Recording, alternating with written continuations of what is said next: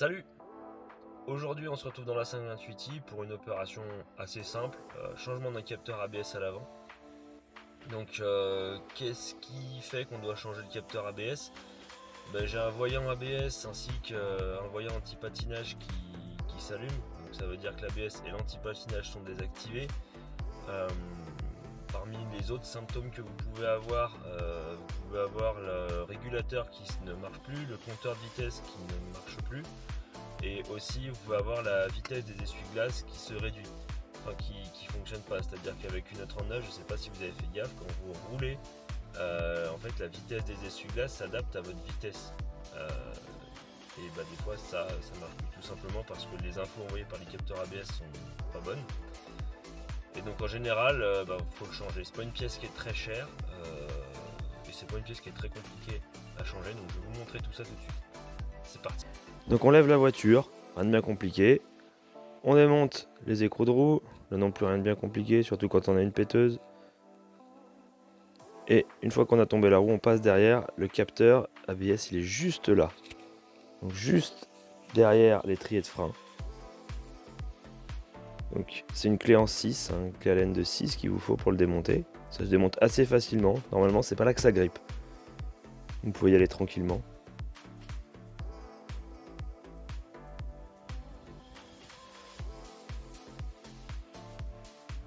Ne perdez pas les deux petites vis. Et on sort le capteur. Rien de compliqué. Ça, c'est le boîtier où il est branché. Donc vous l'ouvrez. Et vous avez juste à le débrancher, comme je suis en train de faire actuellement. Voilà. Et on le sort de son logement en évitant d'arracher tout le reste. Et voilà. La partie la plus simple est faite. Là, je remarque qu'il était quand même bien bouffé. Ça commence ça s'use facilement ces petites pièces là. Et ça peut avoir un gros impact sur la voiture. Et voilà à quoi ça ressemble. Petite tête de Mickey. Ça c'est le nouveau, j'ai pris du Bosch, bonne marque, la ref. On regarde s'ils sont bien de la même longueur. Et c'est parti, on rebranche. Le plus chiant, ça n'a pas été de le rebrancher, en fait, de le remettre dans son logement, mais vraiment de passer les câbles.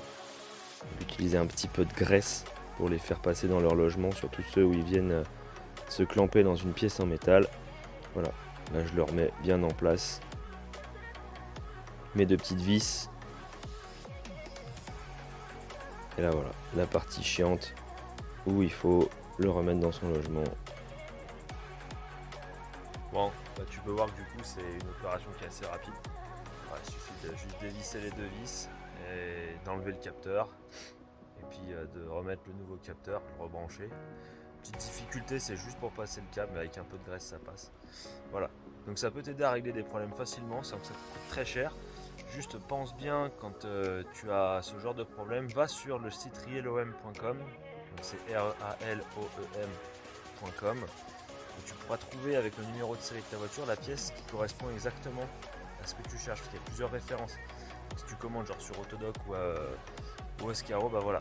Occupe-toi d'abord de checker ton numéro de série. Une fois que tu as fait ça, alors moi j'avais pas le défaut qui était remonté, ce que tu as vu, c'était une pièce qui avait un câble un peu merdeux, donc le défaut il venait et repartait.